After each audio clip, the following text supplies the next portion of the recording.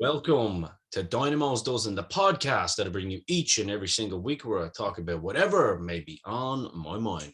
From pro wrestling, sports, entertainment, music, movies, muesli, fresh socks and jocks, and everything in between. Never forgetting the talc. That was take number 2. Inside joke for the two boys that have joined me. First time it has ever happened where I've had to do a second take on this intro. Actually, that's a lie. First time I've had to do it since it was audio and it was the first show or two. So, lads, welcome back to the show. It's Niall, you're always my right-hand man, but it's nice to have Ted back on Dynamos, doesn't it? It's been a minute, my friend. Yeah, well, we're doing an AEW pay-per-view. I said I better get back on after, the last AEW pay-per-view that we did. Well, I don't know if it was the last one I did with you, but definitely the first pay-per-view they did. Yeah.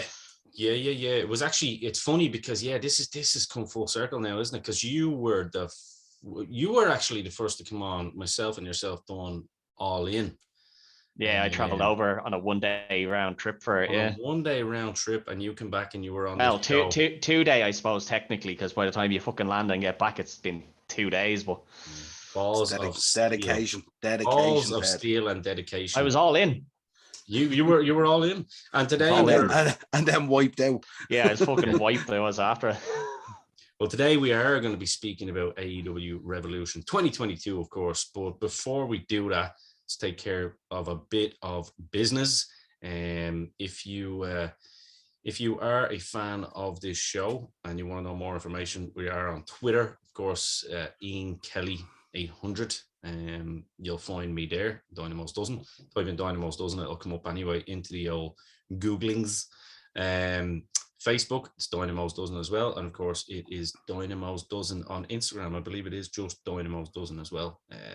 Instagram is relatively new, so the handle is not quite flowing from the tongue yet, but we'll put all the links into the description anyway. And of course, dynamosdozen@gmail.com.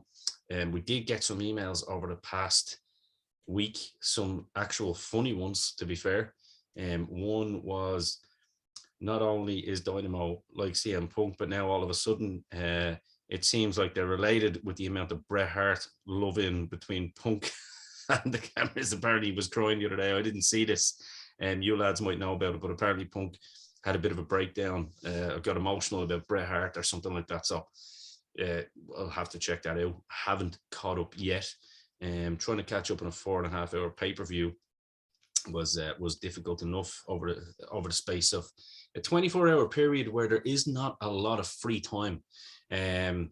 Also, On the Slab Horror Show is a show that yours truly is also a part of. We're proud to announce that we have our first sponsorship for that show, but we also have a second sponsorship as part of this show as well. Now we won't have the. Actually, we can probably, Ted, you're a little bit of a part of that group as well. To be fair, you've been on the slab. You know the promo code will probably work if I send you as well, because obviously we agreed to that with Ben. Yeah. But Fright Rags is a fantastic online horror shop where they do the most amazing t-shirts and hoodies, and they're just so cool. Niall, you've probably seen some of the stuff as well.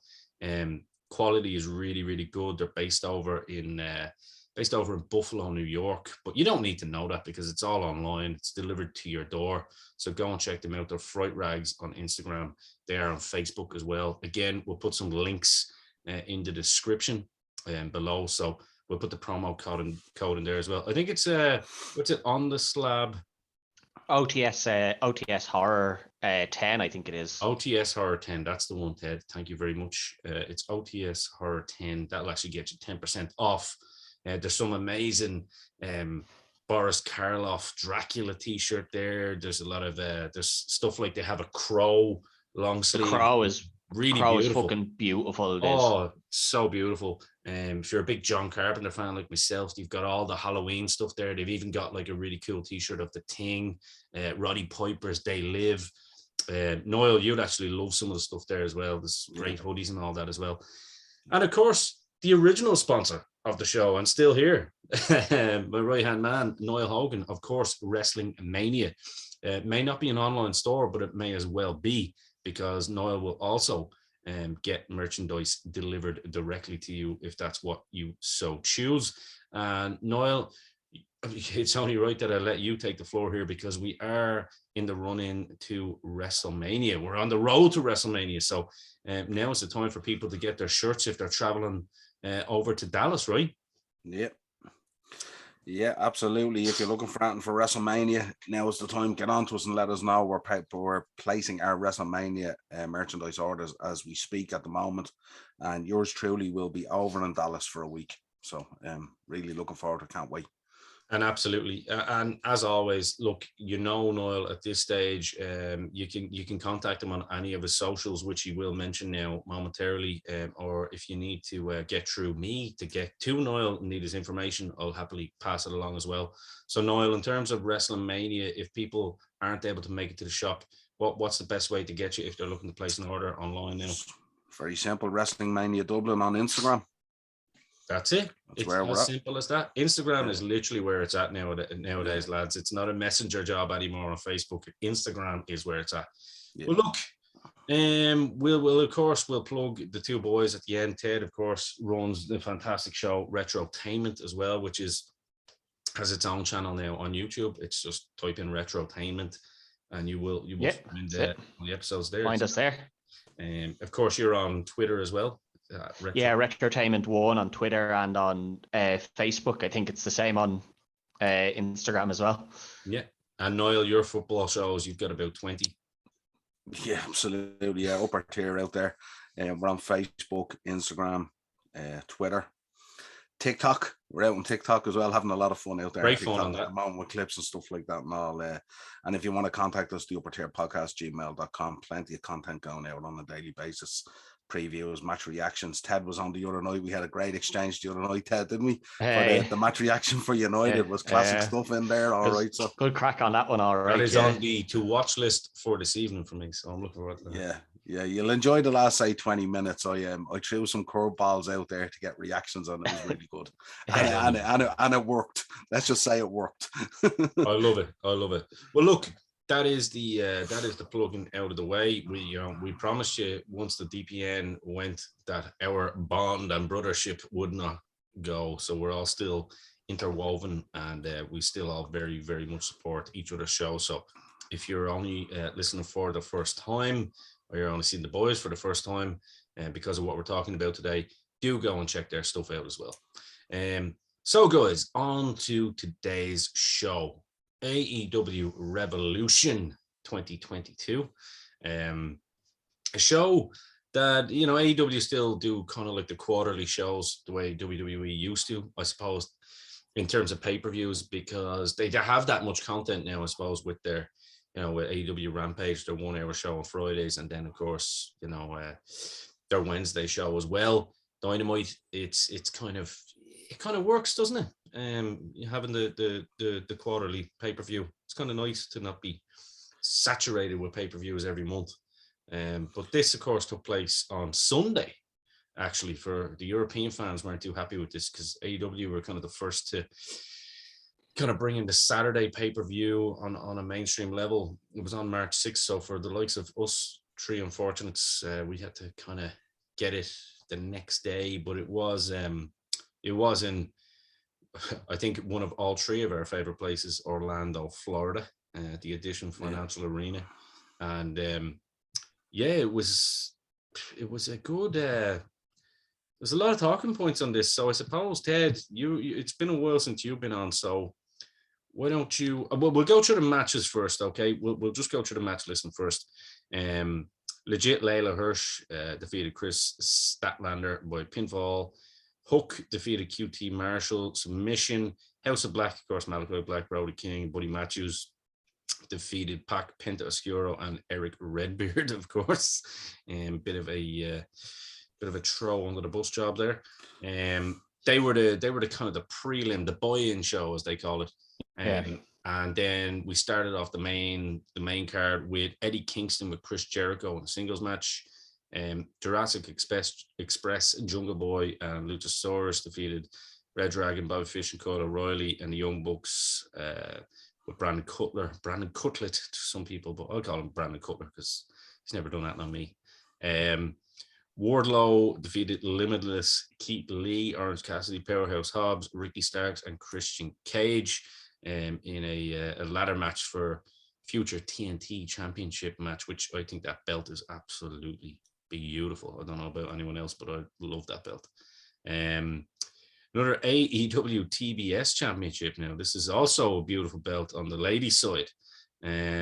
Jade, I can never say it. I usually say Cargill, but it's Cargill.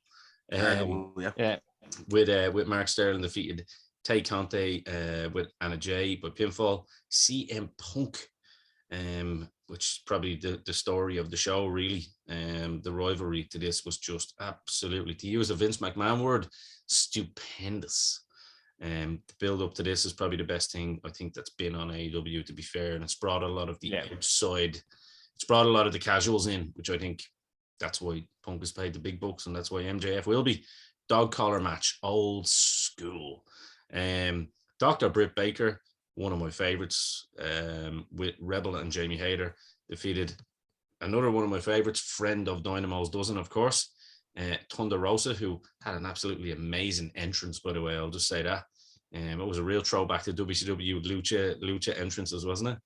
And speaking of beautiful belts, I was gonna say, that's the nicest belt in the business. Beautiful belt. AEW. I think it was only introduced there that night as well, wasn't it? Or did they introduce it the night before on one of the other shows? But it was definitely really new, and it's by far the nicest belt. It's very similar to the men's one, isn't it? Like, it's just on a smaller level, but it's a beautiful belt. Lovely belt. That was lovely. John Moxley defeated Bryan Danielson by pinfall, which we are going to get onto a big talking point at the end of that match. And then Darby Allin, Sammy Guevara, and Sting defeated the Andrade Hardy family office. Andrade, Matt Hardy, and Isaiah Cassidy, with Jose the assistant, by pinfall. And then lastly, main event for another beautiful belt, which I still believe that it's the best men's looking belt for me anyway, in the business at the moment. Hangman Adam Page, who was the champ, of course, defeated Adam Cole, Niles boy, by pinfall. So lots to get through. We're not going to go through it match by match, but I think first and foremost, Ted, the show as a whole, what did you think of it, and where do you think it's called Revolution? So let's kind of have a little play on words. How do you think AEW is evolving now that it kind of seems to have its roster kind of set in stone, where, you know, a couple of additions may be made here or there, but it's pretty much set in stone, isn't it? It is, yeah. I think in terms of pay-per-view, I do agree with you. I like the idea that it's, you know, there's not one every month. I do think that helps build up things. And it means that, you know, these bigger, like a couple of these feuds are only, you know, 1 or 2 weeks old, but then you have the likes of Punk and MJF, which gets to build. Now, they do have, like, some of their weekly shows, they're like mini pay-per-views for certain matches. You know what I mean? Like they give them names and everything like Clash that. of Champions type style, the way AEW. Yeah, like it's not an actual, like it's not an actual pay-per-view, but like you get that big, like a Saturday night's main event. Yeah, you get a big feel to it. I think they're going the wrong way with the length of the pay-per-views here. Like the actual pay-per-view itself was 4 hours, and then there was an hour-long buy-in. I think you're talking 5 hours. This is something people complained about with WWE, and I did, like, you know, I'd say most of the matches on this were very good and you were entertained throughout the whole thing, but 4 hours is a long time to ask people to sit down and watch a wrestling pay-per-view for, and 5 if you're going to go to the buy-in or whatever they want to call it. I think they're going the wrong way with that. You can probably trim some of the fat when you look at them, you know, when you look at like just under, you know, just the 17-minute mark with, you know, with the Luchasaurus Express, Fish O'Reilly, and the Bucks, of course. I think the Bucks must have it in their contract if it's anything. Like that was they probably made an exception there to go less than 20 minutes, you know, but like some of these matches you probably could get good context from some of these, couldn't you? Like these, you know, 6-mans or whatever, if you just shorten them down a little bit and leave a little bit more of the storytelling for like the singles matches that need the big, yeah. You know, well, I think there's a 6-man match on this that I think could have just been left off it, and like I don't like to say that because, you know, everyone loves Sting, but like dump that to the pre-show, lads. That was fucking, you know, that was a 6-on-3 match and they still fucking lost. Come on, lads. You know, Sammy Guevara does a fucking what was it, C4 off the top of the thing. I like this. No, but it looks deadly, right? It looks deadly. But how did Sammy Guevara put down Isaiah Cassidy? I think it is. I don't know which one was actually part of the match and which one of them was the tag team partner. But he puts one of them down with just a kick when he kicks him onto the table. Then does that. You're telling me that you can't pick up him, carry him to the ring, fuck him in it, go up and get your mate, carry him down, throw your mate on top of him and get the 1, 2, 3. No, you're just going to sit there and watch the two of them lie on the ground. Well, and it was cool to see Sting jump off the fucking yoke. Like, it was deadly to see. Was it though? It was a cool visual, but I mean, like, you know, the guy's north of 60. I don't know, does he need to be doing it? And then Darby Allin. Well, no, he doesn't need to be. I'd agree with that. That's why sometimes I go. The end of the match was fucking, you know, I know what they were going for. You know, halfway across the ring, he does the coffin drop, fucking missed it, and they got the 1, 2, 3. I mean, take that, put it on your pre-show, and just, you know, use that extra, either cut the pay-per-view by a little bit or give the time to somebody else, because fuck me, that match shouldn't have been there. Yeah. Now that we got that one out of the way, Niall. I like that. Believe it or not, I would normally come on barking about the length of these shows. But with this show, I'm not going to bark about it. I actually thought that this show went by for 4 hours. I think it went by quite quick, because I think the quality of the matches on the show were really good and they had you invested. And I think also with the way they structured the card as well, with Jericho off the bat type of thing, what it meant is you weren't waiting for Punk. You weren't waiting for Daniel Bryan. You had a very solid card throughout. And it didn't feel like 4 hours. No, I will agree. It didn't feel like 4 hours. And this is a guy who sat in the stadium for 8 hours at WrestleMania, hounding people over it. Yeah. But I think the problem you have as well is because you only have them every quarter, and because they have quite a bloated roster, and because they're still trying to really legitimize and build stars as well, and find room for what they're bringing in and stuff like that, they kind of need those 4 hours. You know what I mean? Like, the thing about it is, if you look at the work they've done on Darby Allin and the stuff at Sting and, you know, the other guys that were in that match, if you bump it to the pre-show, you're kind of devaluing the boys a little bit, aren't you? And even if you bump it to the pre-show, Ted, you're still looking at a 5-hour situation if you combine the two and you're in the stadium, regardless of where you bump it to. I mean, maybe something like Hook and QT Marshall might be able to fall off it, but then Hook has been the big thing for a while, you know, so you bump him as well. So it's a real conundrum in trying to figure out what they should do in terms of structure. But I have to say, guys, normally I'd come on here barking, going 4 hours, shag that. I really enjoyed it. From start to finish, I enjoyed the match top to bottom. To me, it was an 8+ out of 10, maybe 9 out of 10. I didn't have a huge amount to crib about, really. I enjoyed most of it. And I just thought that the big thing I took out of it, and I don't know whether you picked up on it, if you look at the ladder match and you look at that tornado match, because there's a lack of production there, what happens is they're going all over the place and there isn't enough production there to follow it. Yeah. And it's kind of catching up on what's going on, and then it looks a mess. Yeah. And that's what I took out of those two matches, more so than the quality of what was going on and stuff like that. Like, you're kind of getting camera work there where it's arriving when a move has already been hit and there's a guy laid out. Yeah. And you're kind of losing the essence of what it is and stuff like that. And it just looks a little bit messy. Now, that's only a small thing, you know, it's only a small point. It's very TNT, right? Because that was one of those things that WCW was kind of not really at the level of WWE ever. WWE always had Kevin Dunn and all those guys always had that production value. But it makes a section of the match feel like a backstage attack. You sure? As opposed to out in the stadium area. I like it. Sometimes that clean cut stuff can be overproduced, right? No. Yeah. I also think for the ladder matches as well, when you look at the ladder match, I mean, I like crash. Yeah, they are, and they're supposed to be, and you can see the makeup of what's in it is supposed to make it that way.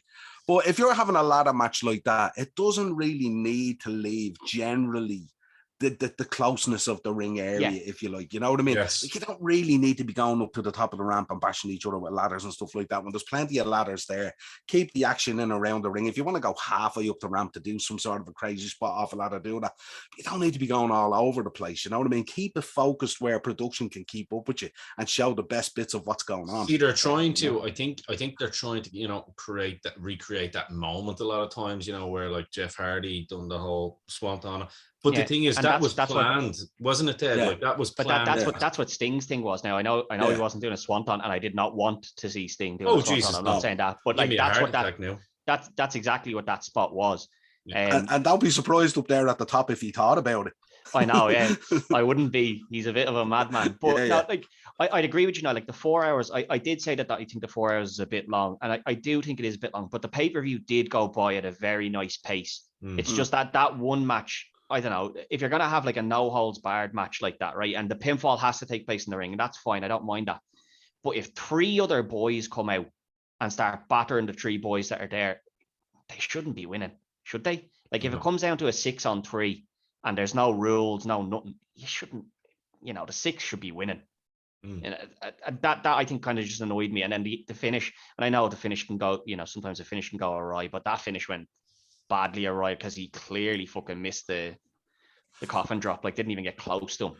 Yeah, well, I suppose we look at it and we say sometimes the quality of the wrestling is really, really good, but the psychology within it doesn't really match what should be going on. You know what I mean? It depends. I was gonna say, I think it's nice the way they've, I'm gonna get on to some other matches here because I think it's actually nice the way you do. Because obviously Eddie Kingston and Jericho's a nice opener. Jericho kind of plays a little bit more of the hard hitter veteran these days. He has a little bit more of that aggression. He's not the comedy guy anymore. Eddie Kingston is Mr. Aggressive, Talk about the shape Jericho's in, though, lads. Yeah. Fucking hell. Oh, even his face. How much has a young ab implants? Great. Apparently, some idiot on Twitter. Yeah. But I seen people saying ab implants and he had liposuction. If you have liposuction, your stomach might get skinnier. Your face fucking doesn't. And that man would put the work in. I don't care what he does. What he does, I ain't gonna hate on him. No, but you know what I mean. Great. Like he's clearly whatever it is, he looks great. No, he looks very healthy. I'd say he's lost in his face. Like I'd say he's been on a treadmill and he's cut out the gargle. I'd say he's cut out a bit of alcohol. He bloated up on purpose. It was part of what he was doing. This is I think so. Yeah, you know what I mean. I think so. And like he looked great. The match was fucking the business. Yeah, I think the match was great. I don't really like the Kingston's finisher. I think it looks very strange or something. For a camera, it doesn't look great. Like maybe it hurts like fuck, but I mean, part of the show is not meant to hurt though. It's meant to look good and not hurt. So you're right. It's kind of the opposite because he's like standing over him and he's like wrenching the arm back, and you're like, I can't really see what's going on there. Like, what the fuck are you doing to him? Eddie at times can be a little bit loose. I mean, that first suplex out of the bat straight onto the back of the neck. I mean, there was no messing around there. And I was thinking, I know Jericho's brilliant as a worker and as a seller and stuff like that, but that must have had a little bit of a stinger in it. There's no doubt about it. He gave him a receipt very quick on the outside because the first punch he hits him is solid as fuck. There's no work in that one. There wasn't. Well laid in there. Well, that's it, because Eddie Kingston's kind of gimmick, and I don't know how much he lives the gimmick in real life or not. I don't know. Paddy Morrow. Very much so. Very much so.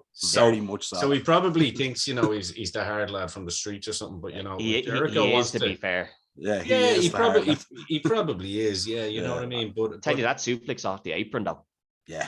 But what I'm saying is, there's a hard lad from the streets like Eddie Kingston, and then there's like people like Brock Lesnar. Do you know what I mean? It's like, it's so. I get it, but Jericho. The point I'm making, it's not to diminish anything about Eddie Kingston because I like him. It's like Jericho's been in there with those type of guys, and he's not afraid to back down when he needs to. So Eddie Kingston, Eddie Kingston probably loves that. He's probably like, all right, yeah, I fucked up. Listen, Chris Jericho was the first guy in the gorilla position for Brock Lesnar when he thought his boy Randy Orton had been beaten up proper style. So listen, and like that's no fear. Kingston took the fucking dig to the head and just kept going. And that suplex off the apron onto the outside, I was like, this has to be reversed. And then I was like, Jesus, lad, that's fucking Jericho. You're 50, mate. Maybe you don't need to be doing that too much. I think I would also say that. I think Jericho needs to slow down sometimes on it. Now, in fairness, he doesn't wrestle as often, so maybe he likes kind of keeping it, but he doesn't need to prove that. But look, I'm delighted that Eddie Kingston's getting a run because he legit was about to retire, and it's great. Well, I think the win was fine. It's just the submission. I'm not. 100%. The way it looks, it doesn't look good. Is the thing. It was a huge win for Kingston though as well, and it's great to see. It's amazing to see Jericho elevating these guys as well when he believes in them so much as well. Like he's willing to do that kind of stuff for those guys, as mad as it is at his age. And he's not done. Like that's not done yet because he's after Jericho came out and said, maybe I'll shake your hand on Dynamo, because obviously the whole thing was Kingston was like, I want you to shake my hand and show me respect,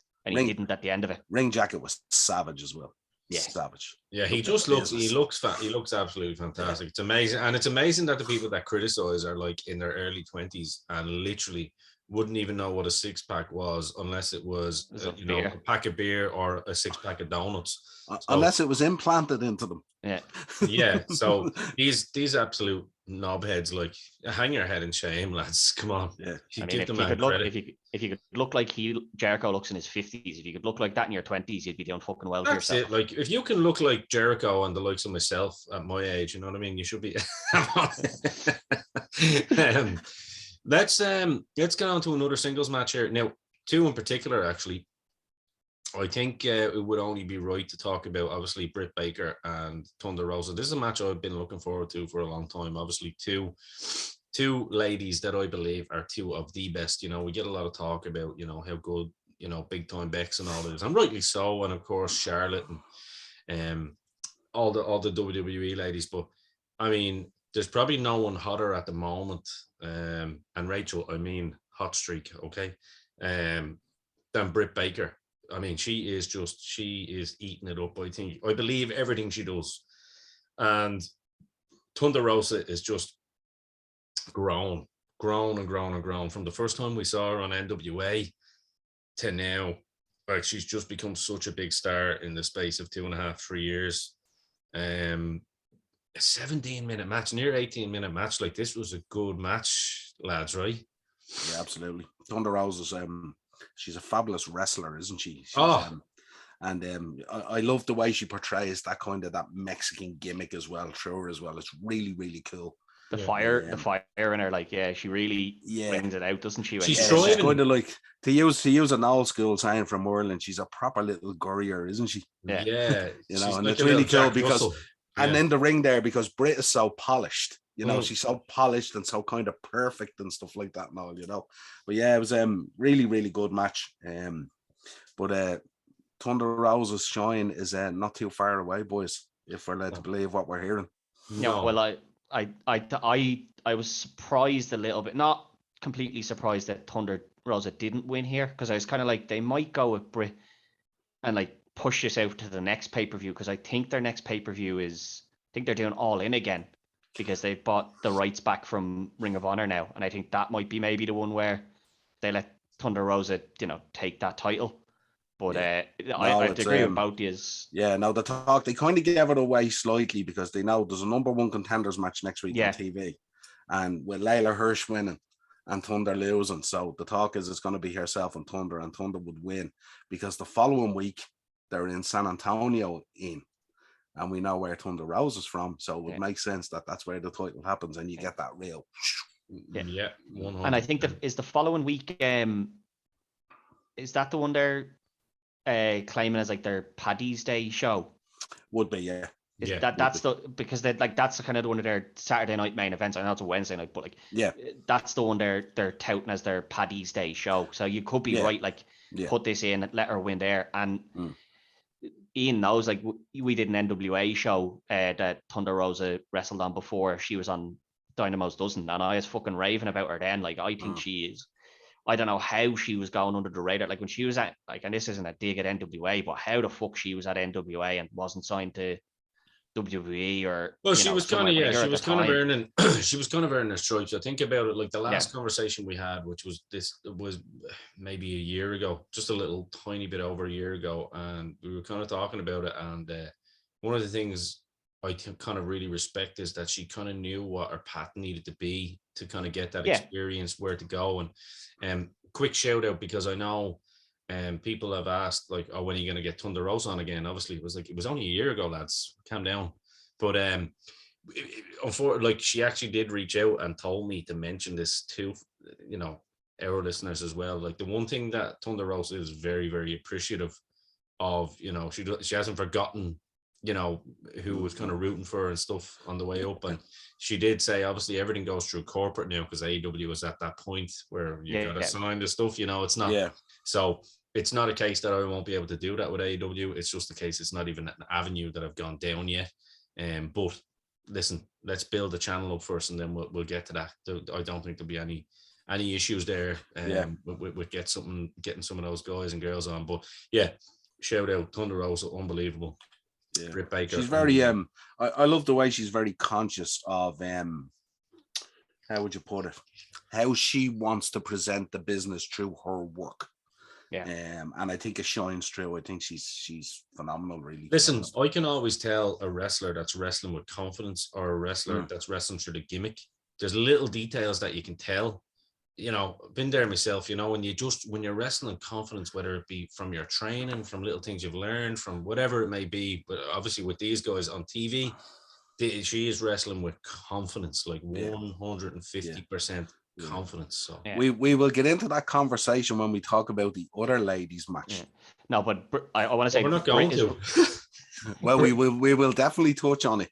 Britt is wrestling with that same confidence, though. Oh, because we've given a lot of time to Thunder Rosa. Britt is wrestling with that same confidence. 100%. She has, when she first signed with AEW, you know, there was still a bit of polishing to be done. You could see she was a diamond in the rough, but it was still in the rough. They've cleaned her off, polished her up, and she is fucking phenomenal now. And I love the fact that you know, what brought her to being that polished was that she had the broken leg and they kind of stuck her with Tony. And I love that he's still, you know, her biggest fan. He's sitting there and, you know, he shit talks all the other heels, but he's like, nah, lads, like, Britt is great, she's amazing. And of course she's going to use her friends. Of course she's going to use them. She wants to win the title. I love when a commentator has that, you know, they have an affiliation. Tony's really thriving as well, isn't he, as a commentator? Yeah. He's back to the WCW commentator, and the fact that he doesn't have to be play-by-play, he can have, because Tony, like anyone that listens to What Happened When, obviously with Conrad, shout out to Conrad, like knows that he's actually a very charismatic guy. You wouldn't have known that obviously from you know, the WCW days. But he's very, very, very good. Niall, you wanted to bring up the other women's match, so why don't you?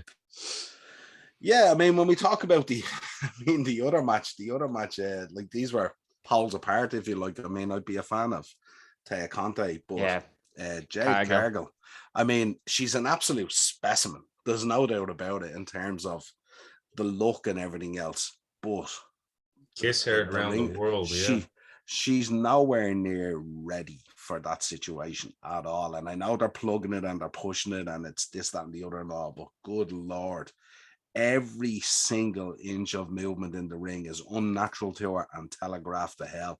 And it looks, I don't know whether you guys enjoyed it or not. This for me was a real downturn on it. I just couldn't get into it at all. And Ian, it's like what you said, when you've done the training and it's natural, when you look at Thunder Rosa, when you look at Britt Baker, you know she's putting in the hours in the ring, you know she's training hard, you know, even in her working in some of her movements, there's little shades of Adam Cole there as well in it, you know what I mean? So you're getting that kind of rub there.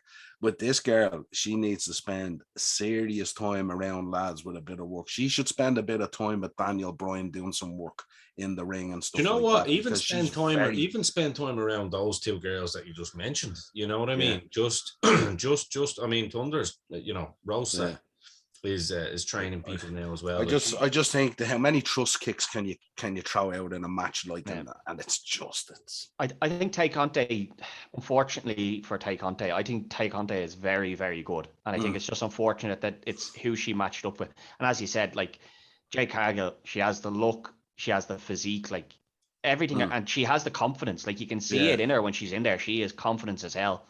But she's not polished enough yet, which is kind of why I think they brought in this secondary women's title, because they knew they couldn't put her near the top one. Like no one would have bought her beating Britt. So they were like, let's put this secondary title on her, let her fucking get a little bit of momentum there, and then it's just being careful, I suppose, Ted, and who you book with her and who you're pushing through there. You know what I mean? Because as you said, Conte is so good. And you know, it's a kind of a, you know, we know it's two people, it takes two people to have dance partners and all that kind of stuff, but it's just with her, I think she's just so, because she's such a specimen, she's so rigid. She reminds me of kind of you know, Batista in the early days, where he was so rigid in his movement and his punches and his kicks and everything and all. And then eventually he realized I should just go out there and have fun like Eddie Guerrero and just loosen up and enjoy it. And I suppose when that happens, if it does happen, she'll be unbelievable, because I never saw it improving to Batista. I'm just saying, sorry. Let's he was looser, all right. We're not going to mention the comebacks, but when he was on his run in there, he was a bit of fun, all right. He was a bit of fun.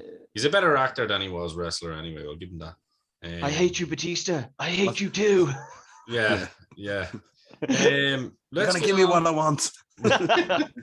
Let's get on to the last three. Obviously, I'm conscious of time here because we don't want to spend too long on these. In the next kind of 10 minutes, we'll run through them. CM Punk, MJF, I mean, the longest match of the night, but good Lord, some people think match of the night. The story these boys told in the build-up was just fantastic. The fact that, in 2022, MJF still gave zero fucks and used the kind of the Jewish thing as, being a bullied Jewish kid and all that. And they were like, he couldn't do that, could he? He couldn't do that, could he? He did. You know what I mean? That promo though, like it looked like a face turn promo, and they didn't have him, attack Punk or anything. He walked out, Punk came out and he just walked away, tears in his eyes, and you were like, they're not fucking turning this, are they? They're not going face MJF. And then he comes out the next week and, Punk cuts the promo saying, can you come out? He comes out, he gives him the hug and everything, then he kicks him in the bollocks, beats the ever-living piss out of him. And what I loved is at the end, he's like, I'm a snake. And if you think back to Punk's Ring of Honor days, that's one of the big, when Punk won the title from Samoa Joe, I think it was. Yeah. The crowd had been really behind it. Now it was a little bit different because Punk was the huge face going into that match, which MJF isn't here, but he was the huge face going in, and then he won and he was like, I'm a snake, and the greatest thing the devil ever did. And like they used all of it. And then even the blood and everything, it was very reminiscent of a lot of Punk's old Ring of Honor work. Mm-hmm. And then the entrances here, you got faked out, which I was kind of like, we're going to hear Punk's actual music in a minute. It's not a great fake out, is it? Because you're still going to hear it now in 2 seconds. And then it's obviously MJF comes out, and then you hear Punk's old music, and you're like, hang on now. Yeah. Hang on a minute. And he came out in the old Ring of Honor gear and everything.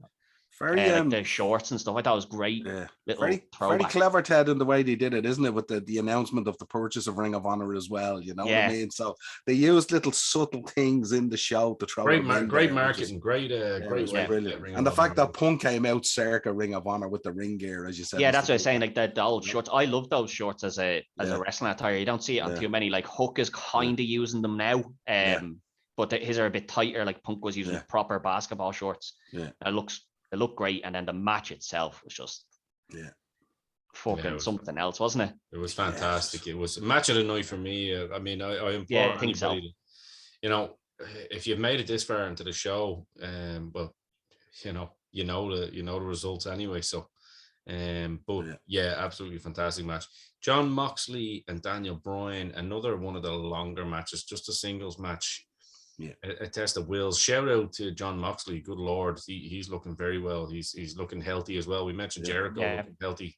He's looking very not so overly buff or anything, but looking really, really healthy. He's leaned down, and you can see it in his face and it like stuff. Like he's happier in himself now than he was before he took the break. It seems to be a trait throughout the roster, guys. If you look at the roster, there's a lot of guys getting into great shape at the moment. So that wave of kind of partying and celebrating the new boy on the block has kind of gone now, and the guys are nailing it down now. You know what I mean?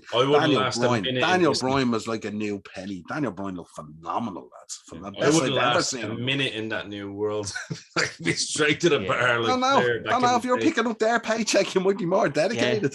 That's 100% true. Also, 100%. Yeah, true. I only have one kind of real gripe with this match, and it's and I know it was part of the story. Like I'll never team with someone until I bleed with them.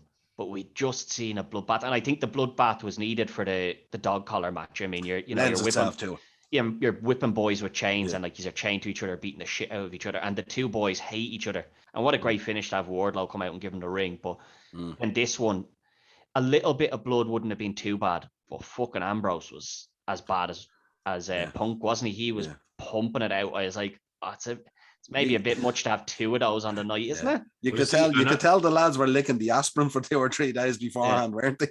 The old alcohol intake is lower in Moxley's blood now, so you don't bleed as much. So he's like, shit, I better take some aspirin. I'm fucking full on 100% good blood. It was just, it was a bit more like, I'm not against having blood on a show, but I was kind of like, You just had your big bloody battle. This kind of takes away a little bit from the big it shouldn't be battle. overkill. Yeah, like Bryan bled a little bit, and you could see a little cut on his head. I was like, if both of them had something similar to that, but Moxley was fucking like you could see Bryan.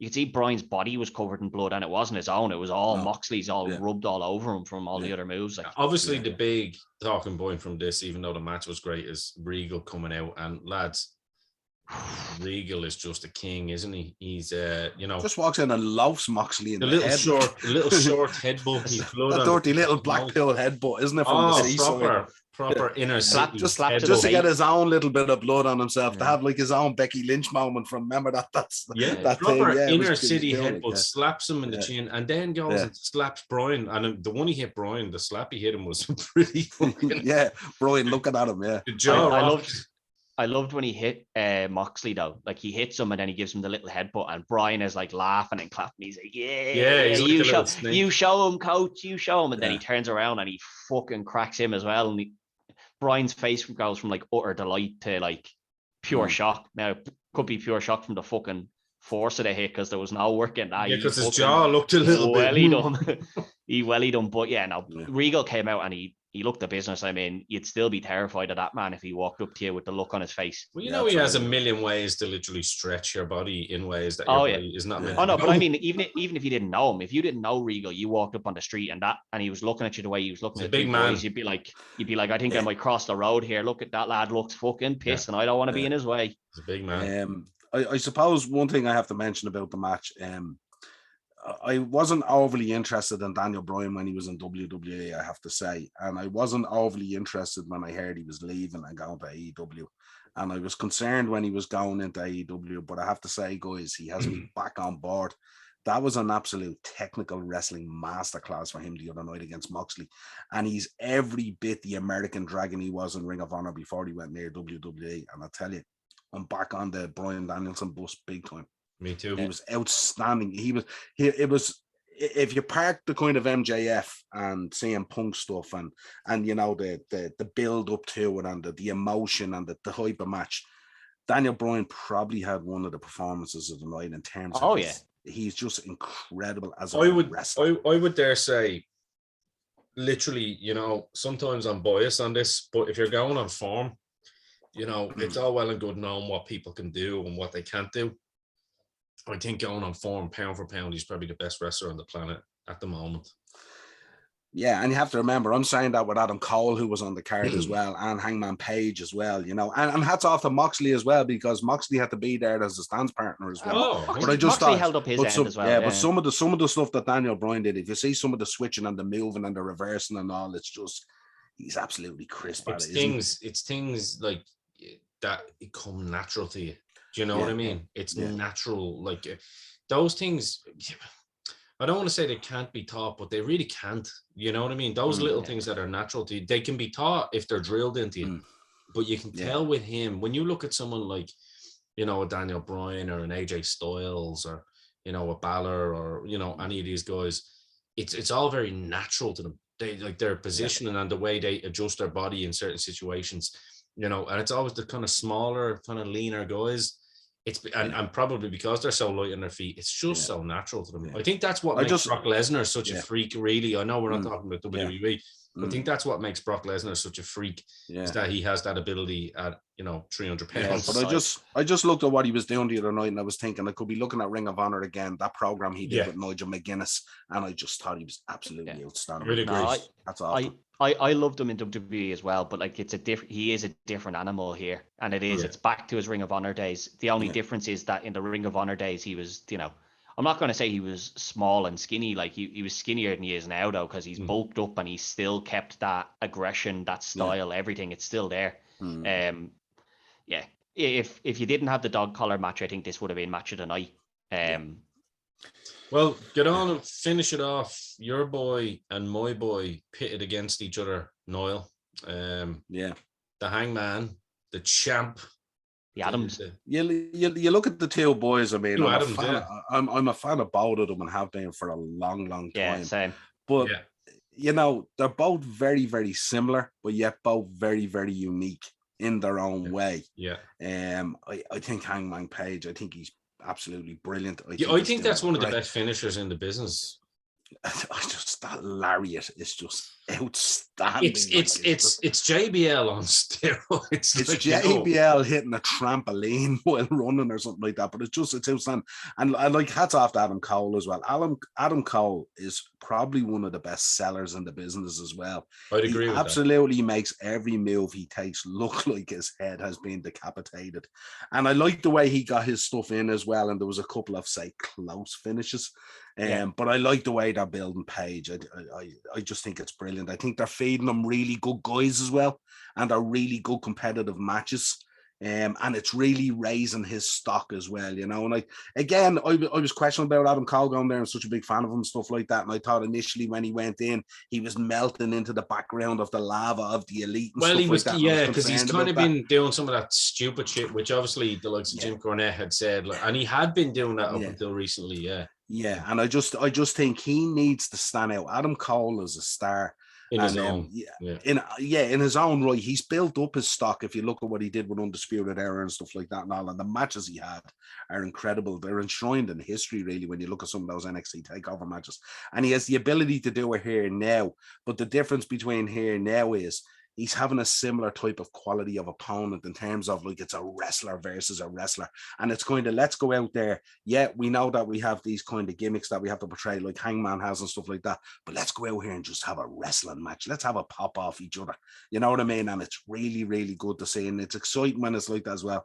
And Adam Cole, I have to say, just has chemistry with anyone he steps through the ropes with as well. He's and phenomenal. it's just brilliant to see. It was a fitting main event. And those boys would have been under pressure as well. That was a great card up till that stage as well. They had a lot to deliver as well. Yeah, you know? they still had to go out and do it. And I would agree. I think the only thing with Adam Cole, and I think this is where he got lucky in a sense, I suppose, is that he came in and he was bandied in with the elite, right? And I think Adam Cole works best when he's in a group. I think he does work best in a group. The problem is that he needs to be the focal point of the group, not the background character. I was going to Ted. I'm actually so glad you said that, because I think that's even what Jim Cornette was saying.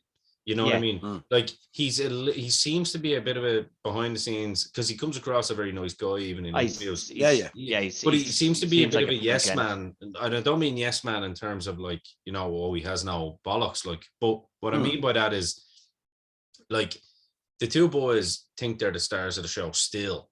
You know, the books. But I mean, he, outside of that little bubble of the indie wrestling, Adam Cole is a bigger star and has worked so hard to get that.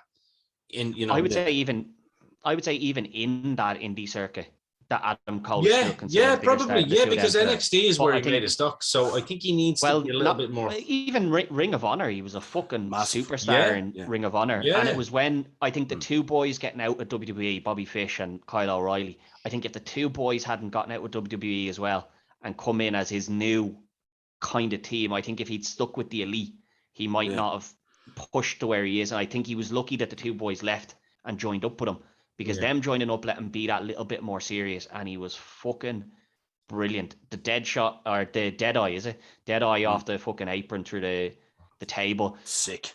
I don't know about the tying a man to the fucking top rope.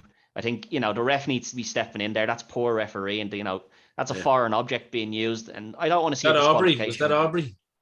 No, it wasn't. It was I can't remember your man's name. No, it's one of the things, you know, they wanted it because they'd handcuffed Cole to the ropes in one of the previous weeks. And you need Mike Chioda for that one. You need to bring in the big guns when it comes to the, it's you know it's a throwback to the story that got them there. But in the middle of a match, you know, whatever about using the commentator's table, because it's, you know, you didn't bring it in. If you bring the belt in and then you use it to tie your man up, and I think you're still cheating there.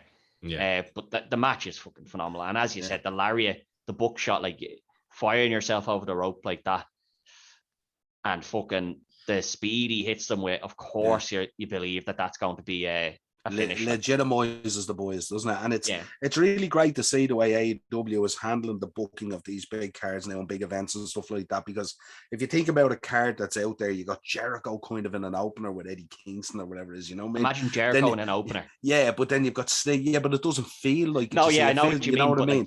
But then you've got Sting. You've got Sting there in the middle. You know what I mean? You've got CM Punk there. You've Daniel Bryan. You've John Moxley. You know. But then it's nice to see that at the top of that mountain there, you've got the likes of Paige and stuff like that, and Adam Cole, who have really, you know, earned their stripes really in terms of this business and stuff like that. Because the fear that we had originally going in is that it would become the CM Punk and Daniel Bryan show, and everyone else will get lost in the mix. You got to give been very clever the way they've done it. You got to give props to those two guys as well, not demanding that. You know what I mean? Because they're building their stock and helping build stars in the process. And I think what you're looking, especially CM Punk, with who he's worked with, and you know their time is going to come.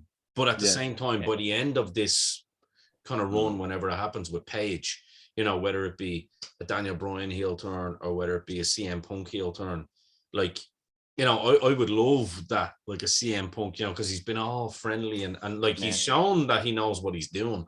Like, imagine a CM Punk kind of going on next to Hangman Page and like, I'm supporting you. I'm right behind you, brother. Yeah. You know, let's go man to man and turn on him, like Ted mentioned earlier back in the Ring of Honor days. That's not going to hurt Page because that's going to give him sympathy. Yeah. I'll be honest with you. I could see both Bryan and Punk never winning that world title. I think I think the two boys could go without doing it. I think the last one though, I think with Punk, I think you will see it purely because he's too big a star. Well, if you're saying Punk at the end of the match when he got up on the ropes, he indicated the belt thing that he wants it. You know what I mean? But I'm thinking with Punk, I honestly do think you're going to see like that little turn starting to happen eventually. I'm not saying tomorrow or next week, but I think, you know, because what they're doing at the moment, obviously they're building Page up, as you say, they're feeding them guys, but they're not feeding them guys like a Hogan feed. You know what I mean? Oh, they're hard fought wins. I gotta say, like Tony Khan. Look, when we were one of the first to cover this, you know, back when AEW started as well, and we talked about, you know, where it goes and blah blah blah, and I was always very much so of the opinion that it's still a baby company, and realistically it is, but they've fast tracked it a lot, and I know they've spent money, but I mean they're not throwing money, they're not hemorrhaging money, for the sake of it. And I think Tony Khan absolutely deserves a lot of props. There's more of a credibility to what they're doing now, and it also gives you the indication that, look, if you want to invest in this with your time and your hard-earned money as a viewer, they're going to be around. Which is always the concern is that you buy into this and then suddenly it's gone. This company is not going anywhere. I don't think so. No. Just but before we wrap up, I just wanted to touch on the ladder match. I know we slightly touched on it, but I think they did that very well. You know, they obviously had Orange Cassidy in there, and I know you're not a big fan of him, but I think the comedy spots. I like Orange Cassidy these days. Yeah. You know, the comedy spots they used with him, with like he jumped up on Keith Lee's back to try and get to the title at the start, and then the two boys were holding the ladder up, and he was standing on it. He like flipped them, skinned the cat. I appreciate what Orange Cassidy does these days. I thought it was very good. Initially, I didn't know what he was about. You know what I mean? But when I think that run with Jericho gave him a little bit of a credibility and to show that he has a couple of other sides to him. But I mean, there's a reason that he's now there in that kind of level. Yeah, he's not your top star. Like he's where he should be. But that powerbomb from Wardlow to Ricky Starks on the ladder to end it. Sick. I don't know what happened there. I don't know, did Wardlow Jay probably loved that. Shout out to Jay, former Podman member. Fake Rocky calls him, doesn't he? I don't know, did Wardlow not get him out far enough, or did Ricky Starks just hold on a little bit too much? But fuck me, he came down heavy on the back of his head.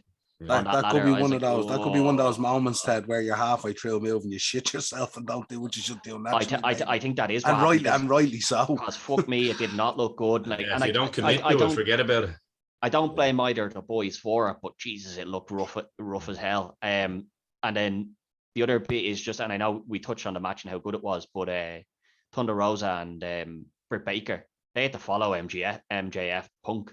Yeah. And I mean, the crowd, you know, normally after a match like that, the crowd is normally drained, and you know, you're not really getting cheer, and they're kind of catching their breath. Not the story in that match. Like, the two fucking girls went out and got the crowd straight back into it.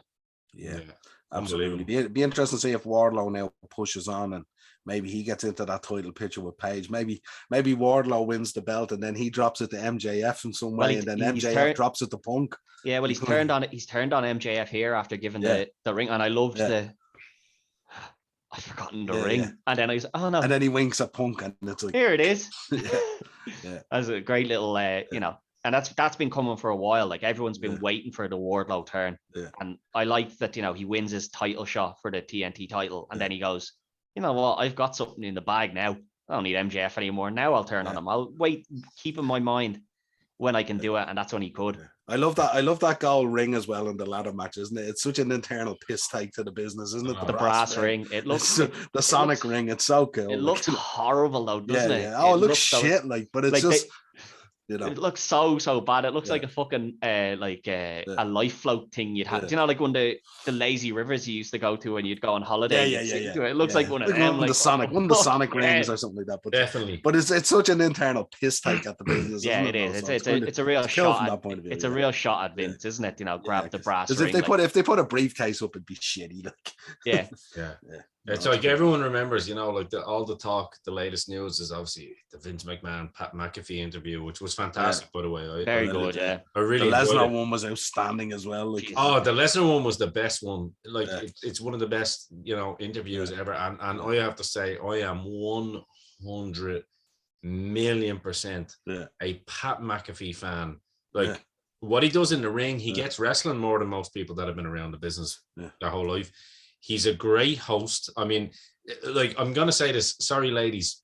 I know we're recording this on International Women's Day, but go fuck yourselves for a minute. That show is a man show. If ever there was a man show. And you know what I mean by that? It's it's just such a dude show. Boys go, it's such it's a locker room frat party show with lads, jocks, that are just, giving it sauce. McAfee spends most of his time on his feet and all. He's got some of that ADHD or whatever going on. It's and I loved how Vince said that. And he goes, not many interviews I'm here where you're just on your feet the whole time. He goes, I know, I'm excited. And he just be there drinking beers and all during it. You know what I mean? He's a kill. He's a kill. It's a fantastic show. And I have to say, obviously this is news as of today, because when this goes out, as you listen to this, it's the 9th of March. You will have known, Niall, I'm sorry, I know you've got to get to your Liverpool match, but I'm sure you have it on there at the side of you. Just got to say it really quickly. It's finally happened. Kevin Owens last night called out Stone Cold Steve Austin. And people were going, oh, no, it's not happening. All the marks got it wrong again. Well, it looks like the guys that think they're the smart marks. And by the way, I'm talking about people in the business here, that were kind of shitting on Meltzer. I'm actually going to give Meltzer a bit of props here for once. A lot of the guys that are Meltzer haters, we're kind of giving them shit for announcing this and saying that it wasn't going to happen. And listen, sorry, Vince Russo, I love you, brother. But you got this one wrong too. They've got one up. It's happening. I think we might see a tag match there. Rollins and Owens versus Austin and somebody. Austin and Vince. Well, it's starting now. The talk is it's starting out on night one as the Kevin Owens show, isn't it? First of all, and that's obviously gonna delve down then into night two, probably where a match will unfold. I hope. I mean, look, I think Austin would be able for look. I think he is, but at the moment there doesn't seem to be anything for Rollins other than the fact that he's teaming with Owens at the moment, and there's no way you're having Mania without Rollins on it. So I think you're gonna get Austin giving the rub to one of the younger lads to come in with him, and be you're the new Stone Cold or whatever. And Vinny Balor won the US title when you put it like that, isn't it? Yeah, that would be a sight to see. Was there anything funnier than Kevin Owens walking by Sami Zayn on the ramp the other day? Giving him the hug. Come on. And he hugs him in, then he starts rubbing his beard from everything. It's just, you know what? Kevin Owens is another guy. He's obviously getting paid now, which rightly so. Yeah. But he really, really is top of the food chain as well, isn't he? In terms of that little 17-second segment of when he did call Austin out, the intensity in his promo. I mean, that is your Owens fight. We need more of that. Do you know what it is with Kevin Owens? There's an innocence to him. Kevin Owens probably still rocks up to a building for Raw or SmackDown and he pinches himself looking around. Yeah. You know, that kind of way. There's an innocence to his love of the business. Yeah. And it comes through. Now, obviously, there's an intensity there when called for. Oh, yeah. He's just an all-round great dude, Kevin Owens. I love him, I have to say. And look, I mean, Jesus Christ, if well, look, just don't let Rollins, we know what Rollins likes to do with legends. So just don't let him in the ring with Austin. That would be nice. Because I'm sure Austin's well aware. Yeah, I'm sure Austin will have that. I'm sure Austin will have that fist cocked and ready. Because one thing we know Rollins doesn't like is takedowns. Yeah, especially when you run at him and you take him down. He's not a fan of that because he kind of tends to fold. You know what I mean? Sorry, Becky, I'm only messing. We should mention. I think that would be great. In fairness, like Rollins and Owens, I'm only teasing with Rollins. I'm a big fan, but I think those two would be perfect if it were a tag match to be kind of dance partners to kind of keep him safe and kind of let him, get in. And it just, if Austin gets, and I'm not saying he will because he is still in great shape, but if he gets a bit gassed or, things aren't going as well as he fucking hoped, if he has someone that he can tag in, it gives them the rub as well. It's going to be, and I'm envious of you, Niall, because I was kind of thinking, will I go? And then I said no, because just in case the pandemic doesn't actually end, I'm not fucking buying it. And I'm fuming now. Niall's a son of a bitch. He gets to witness the return of Austin. This is my third roll of the dice now, and Undertaker into the Hall of Fame. Yeah, but to see Austin, to hear Austin's music hit, watch him fucking, not strut, but I don't even know how you Austin's walk. You know what I mean? That fucking aggressive, swinging the arms, getting down to the ring. Now, I'm fuming I didn't get there for that. But the one thing I'll always have about going to Mania is that I got to see Undertaker's streak end. And, people can go to as many Manias as want, and you aren't going to see that now. That's done. I have that one in the bag. Well, I haven't been to any because I'm not a mark. I only run this show because I hate wrestling and I'm not jealous of any of yous at all. And that's my story and I'm sticking to it. Before we finish an AEW show, Wayne, we have to mention our very own Session Mott Martina. Go ahead. Who has now, from what we can see, as far as now, Ted, she's signed for. I think she's still because she was signed to Ring of Honor and then they let her go during. I think it was a trial match. Yeah, as far as I'm aware. Yeah. I think Ring of Honor have basically taken her back on, but because AEW own Ring of Honor, she'll now be on that. So she was on. Great to see. She was on Dark with Ruby Soho. Yeah. And I seen recently FTR put out that they would like to that they're going to start taking some independent bookings, and I seen Corvin from Kings of the North has put his call out for we want it, and if there's a tag team out there that should be signed, and I have no idea how they haven't been signed, it is the Kings of the North, because fucking hell, those two boys are. It was great to see her getting a great reception, though, wasn't it? It was great to see her. Yeah. Great to see her, seeing another Irish person getting a fucking their toe across the water, and absolutely, she was unfortunate because she did get signed to Ring of Honor, and then the pandemic hit. That was the end of it straight away for her. She was in with me there before Christmas, and we were chatting and all, so she was very excited about everything opening up again and all and stuff like that. So fair play. Just a quick one as well there on the Corvin mentioned. Corvin should be this week. Should be making an appearance before Scrapper Mania on this. Get him on before he goes all elite. Yeah, well, that's what I'm saying. Like, he should be making an appearance this week. In fairness, we've been talking. Obviously, he's getting ready. He's getting ready for Scrapper Mania, but he should be. I'm saying if they get a match with FTR, if FTR come over and wrestle those two boys, they may as well send the contracts over with them, because once they wrestle them, they'll fucking hire them. Yeah, it should be a great match. Yeah. Be a nice dynamic in as well. He's a good Arsenal boy, isn't he, Corvin? As far as I know. Isn't he an Arsenal boy? Being interviewed by a Chelsea boy talking about wrestling. That should be interesting. He's an awful prick, and he knows I'll fucking slap him. No, he's an Arsenal boy, but that's his only fault. You know what I mean? No, he should be. He's been on the show numerous times before. So we'd twice actually. Yeah. So people thought he was getting bombed at one point. Remember? Because he was in a door open. It was a door open. I was like. And I think I asked the famous question, "Are you safe up there? Are you all right?" Yeah, and he goes, "I'm all right. I'm not getting bombed or anything. Don't worry about it." So his answer should have been, "Of course I'm safe, sure, aren't I the king up here?" Yeah. Well, half the king, you know, the two boys together are the king. And the little Irish fella down here in the, you know, on the red, white, and gold. What would I have been able to do? Look, lads, that's been an absolute pleasure. Once again, great to have you back on, Ted. Niall, yeah, great to be on. You're on these always, so I really always appreciate your time, guys. So yeah, this has been our AEW Revolution review. I'm sure we will be doing all of these reviews, to be fair, because we know that it's quarterly. So we're probably going forward. We'll probably have our little trio here for these reviews.